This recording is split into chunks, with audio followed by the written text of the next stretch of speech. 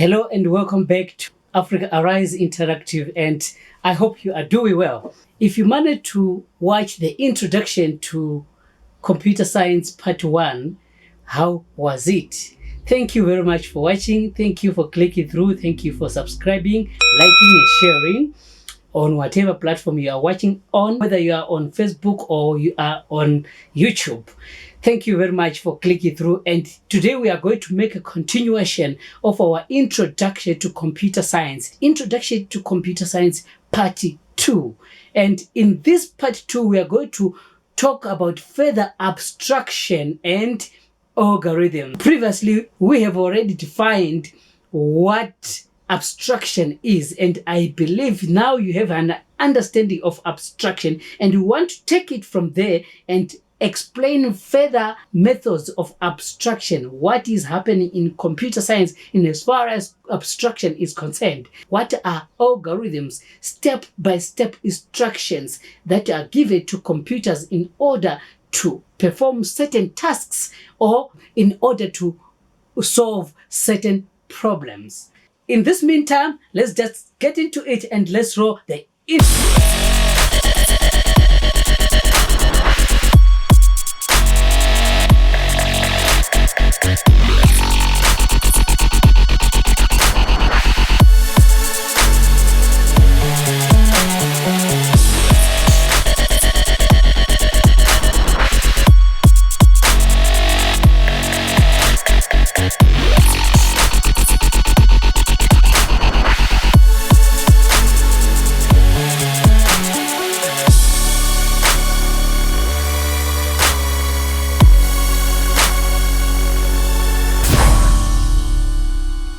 If we can't represent things like Chinese language pictures, emojis, videos, etc. on ASCII keyboard, then how is it that possible today? We have talked previously on the example of abstraction, and we talked about the ASCII keyboard, that it doesn't represent images and things like emojis and videos that we are watching today on our cell phones and computers. So how is this happening? This gives us, or this introduces us to another kind of keyboard that was further developed as an abstraction, which is capable of giving us what we call 32 bytes of data, of information, which is called the Unicode. So the Unicode keyboard is the one that is very, very modern today. All those emojis that we type on every social media and whatever, and those pictures and videos we watch and see on our computers and cell phones, they are represented by the Unicode keyboard. And this one has got 32 bits, or 32 bytes. I mean, it has got 32 bytes of information, and has a specific version known as UTF-8. When you are doing web development, when you are going to start web development in the language of hypertext markup language HTML, you are going to see frequently in the upper part of that there is this thing of UTF-8, and it is trying to talk about this kind of keyboard. So that is why computer science introduction is very important, because you won't get surprised when you begin to see these characters and what they mean. You know, when I started web development, I started with HTML and CSS, and I could understand what these things were implying, even if it's not the concept that you need to be going and dwelling much into. However, it is good to understand the foundation so that you won't get a lot of surprises. All right, so now this is a further example of abstraction that was done here. Now let's now try to understand what byte mean. Unicode keyboard, the decimal number behind it is, so the decimal number behind it is 128514, but under the hood in the binary, you will see that, look at these numbers. So if we are to operate using numbers, zeros and ones only, you will find that it will be very, very, very challenging for us, because as humans, we are rather good at words and letters than we are at numbers. So if I want to represent this number 128514 in binary, I have to write, I can't even read 1111011000000010. I don't know if I have called it properly, but this is what you have to understand. So this is a representation of the emoji, one of the very highly used emojis on social media. That emoji that you are typing on your cell phone or on your keyboard of a laughing face, it is represented in binary by those numbers. It is represented in decimal by those numbers 128514, which will abstract further to those decimal into those binary codes. Now you see that that binary number is representing the colors of that emoji. The white color you see there, the kind of light blue colors of the tears, and the yellow and the black, and the kind of white and the kind of pinkish, is it pinkish, of the lips or of the tongue coming out. All those are represented by that binary code, and they are represented by that decimal number. Now, on the emoji colors, where do they come from? Where do the colors on that emoji come from? Color representation system called RGB. Now, it is also good for you to understand this even if you want to do video production and graphics designing, because you are going to use these fancy words like RGB. But you'll be wondering, what does RGB means? It simply means red, green, and white, red, green, and blue. Although in graphic designing and the video production, we also have what we call sign, but the concepts are embedded in this issue of RGB. So this is a way of representing colors. All the colors that you are seeing today on the screen, they are simply coming from this concept of RGB, and which is red, green, and blue. That represents pixels. Every image you see on the screen is made up of a bunch of what we call pixels. If you have an image on your computer, if you are on your computer right now, or if you are having an image, okay, in this sense, a computer is any device. A cell phone is a computer as well. So let me say, if you are using either a laptop, a desktop, a phone, and so forth, if you are having a picture, try to zoom that picture as much as you want. Zoom it out as much as you want and see what will become of it. As you zoom it, you see that you end up having a dot on the screen, or it will become just like invisible. And the picture will be losing quality as you zoom out. This is what we call pixelation. It is losing quality as you zoom it in. And it's just a number of dots on that image. Those dots on that image, they are the ones that will lead to creation of an image. So an image is nothing but a bunch of dotted of several bytes that are there, that are compressed together to form an image. So every image you see on the screen is made up of those pixels, dots filled with different colors. So we just make up dots and we fill them with different colors. We take a photo of you using the camera. That photo of yours is simply made up of different colors, looking at your skin pigmentation, looking at the color of what you are wearing. And that image is simply made up of different dots. All right. So if you zoom it in, you are able to see those things. The colors are shared amongst these 3 bytes.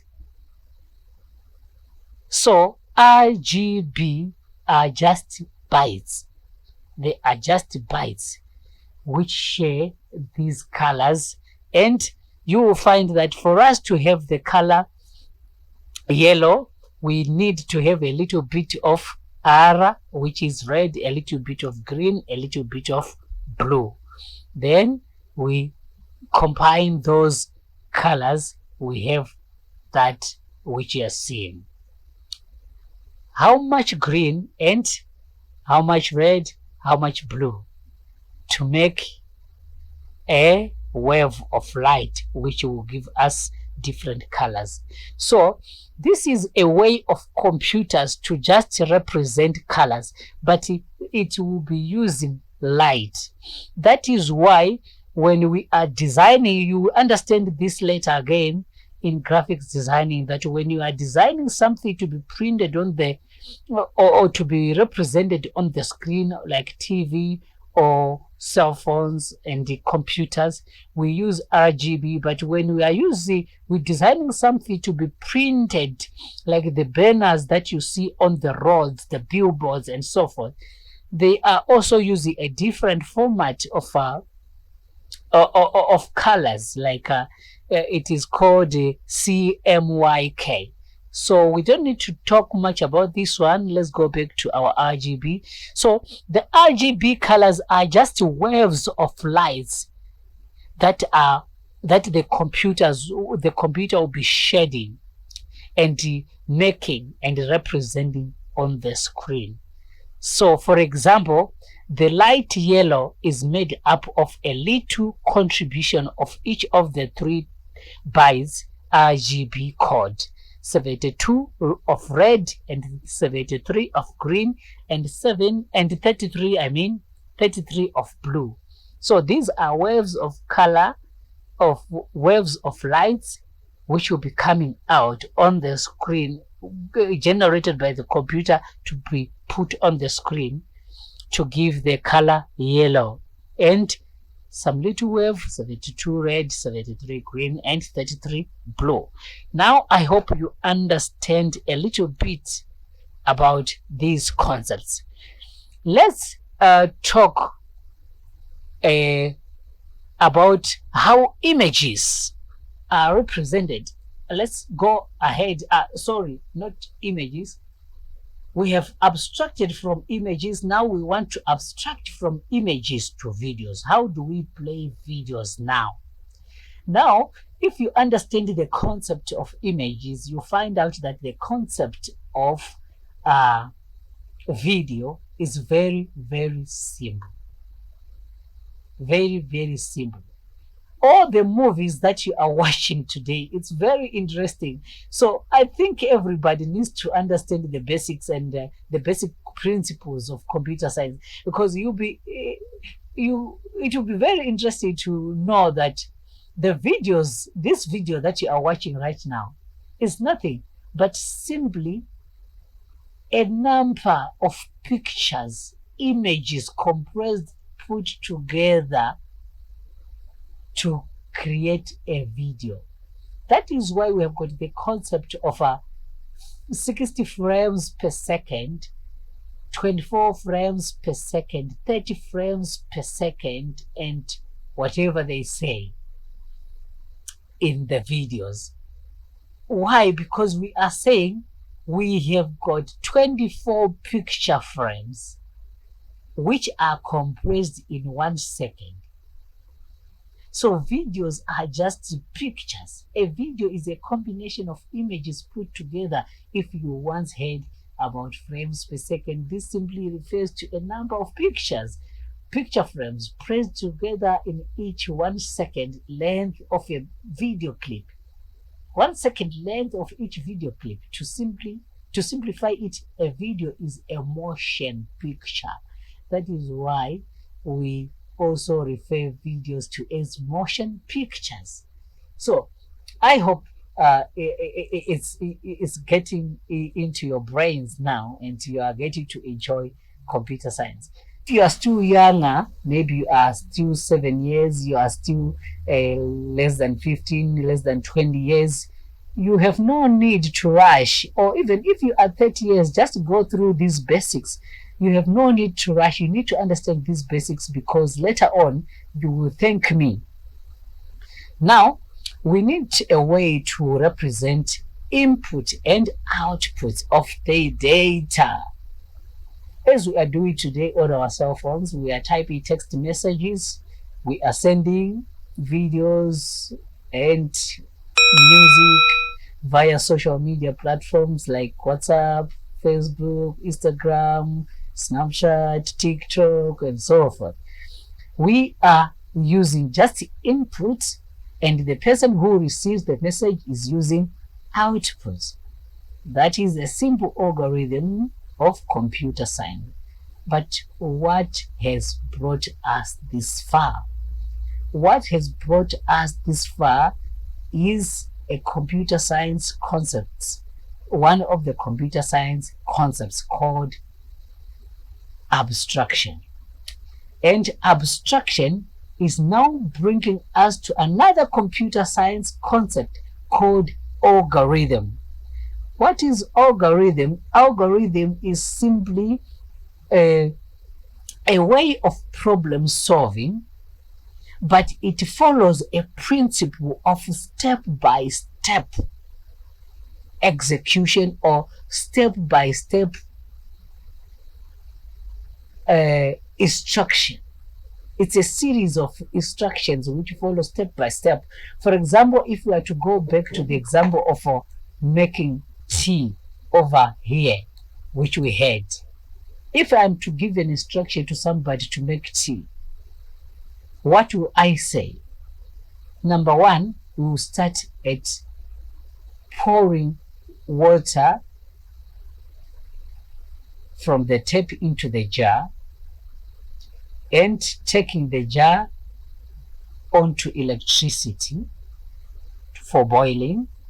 And once the water has boiled, we pour the water into the teapot, of which we have put milk, sugar, and tea bag in the teapots.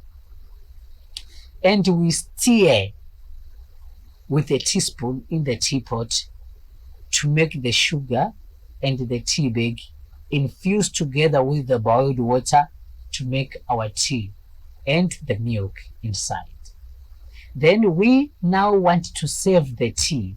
We take the teapot and we take the cup, we pour the tea into the cup, and we begin to enjoy our tea. That was a simple, basic, step-by-step instruction of making what? Of making tea. So in other words, that which I have just given is an algorithm. It's an algorithmic way of solving a problem. So now, if you are still young, you have taken away two big words, abstraction and algorithm. Abstraction, to revisit, we have just said it's a way of improving something in the computer science technology from its basic and ways of doing into another level. In other words, we are saying we don't want to send our attention on the lesser important things, but we want to focus on the more important things. So we abstract, we improve it. Think of a device that you are using right now. Maybe you are using a cell phone or you are using a computer right now. Are you typing the binaries that we have been talking about to send a message to your friend? No. You are just saying, hello, John, how are you? Typing in letters and words which you easily understand. You are not focusing on the binaries that we have been talking about. But for you to do what you are doing right now, hi John, how are you? You must remember that somebody did all the hard work for you to be able to enjoy the kind of keyboard that you are using, the Unicode that you are using today. So it was improved from the layers over here where we have got the physical device. And from the physical device, this is simply the metal objects and the plastic object that builds up the cell phone that you are having.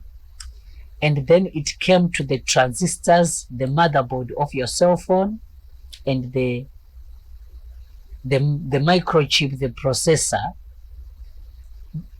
And from there, it went all the way to what we call the mobile application within your cell phone, the operating system of the device that you are using. Maybe you are using a Mac right now, which uses iOS, or maybe you are using an Android phone, which uses Android operating system, or maybe you are using a Windows computer right now, which uses Windows operating system.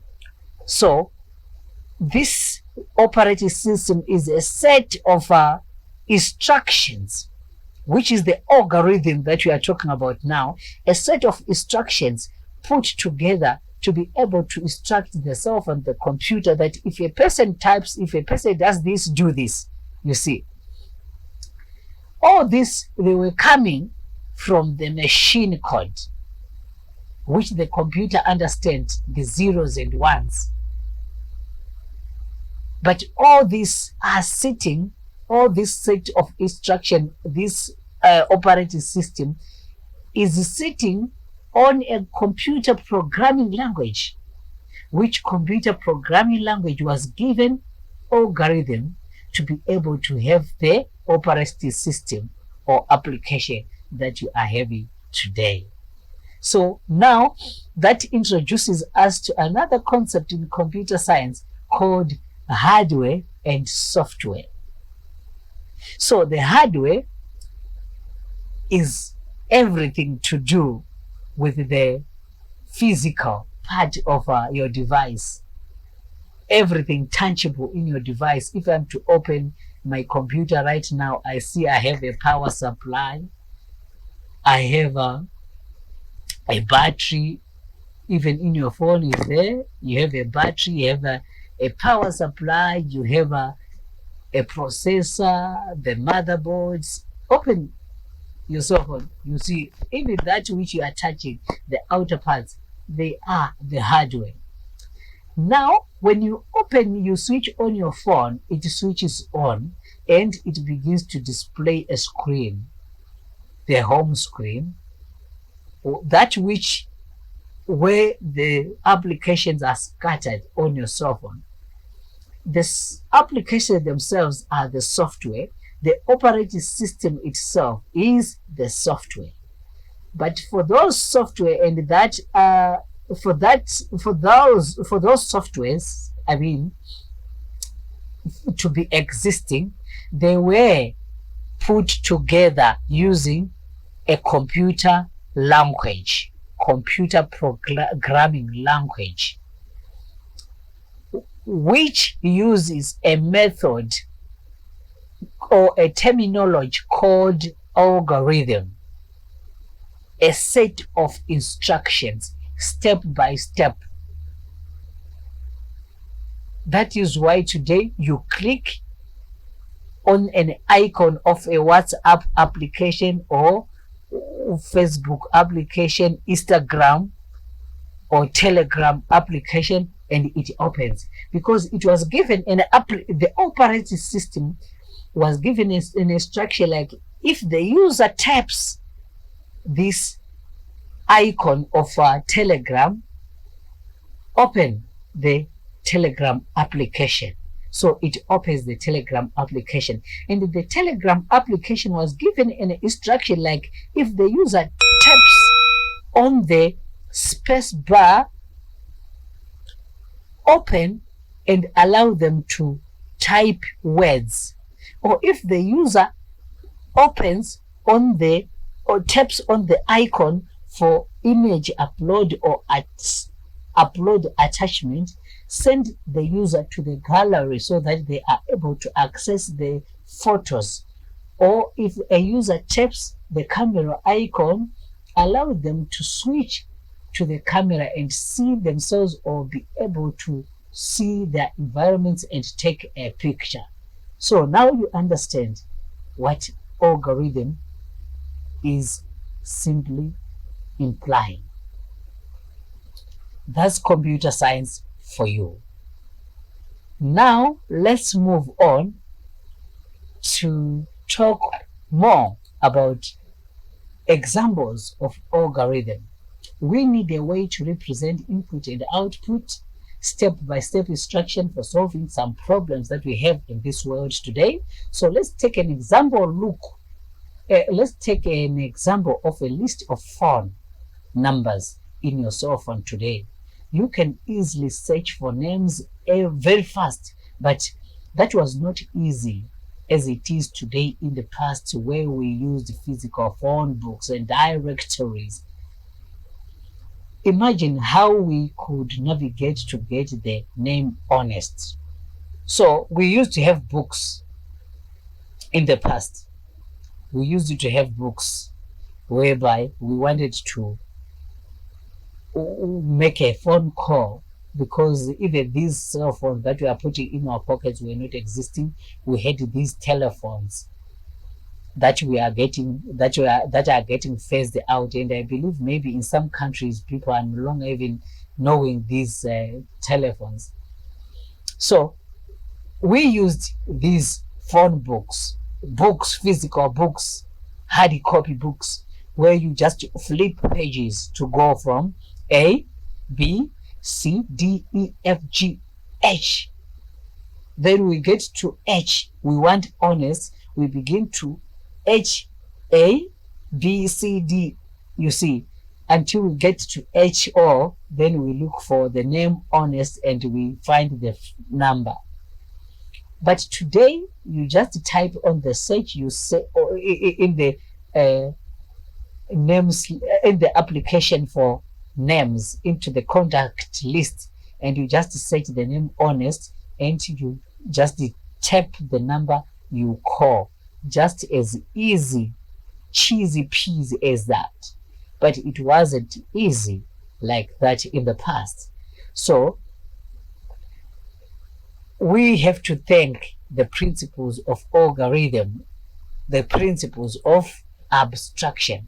Now you see that in many cases, everything has to do with abstraction and algorithm. So these two terms are not going to get away or get out of your mind easily in as far as computer science is concerned. However, you are going to tend to ignore the word abstraction, because later on things will be just like it's for granted. Thank you for watching. If you have managed to get this far, it means that you are a star and you really know what you want. And I promise you, you will never be disappointed, because it's all about perseverance. It's all about going for it, no matter the odds. keep repeating the videos because this is all new stuff and you need to keep getting it into your mind. And the more you get it into your mind, the more it sticks. Do your best to share this video if you really like it, and consider subscribing if you haven't. Share, like, subscribe, comment, ask questions, and I'm ready to come back to you. Thank you very much, and until next time, bye-bye.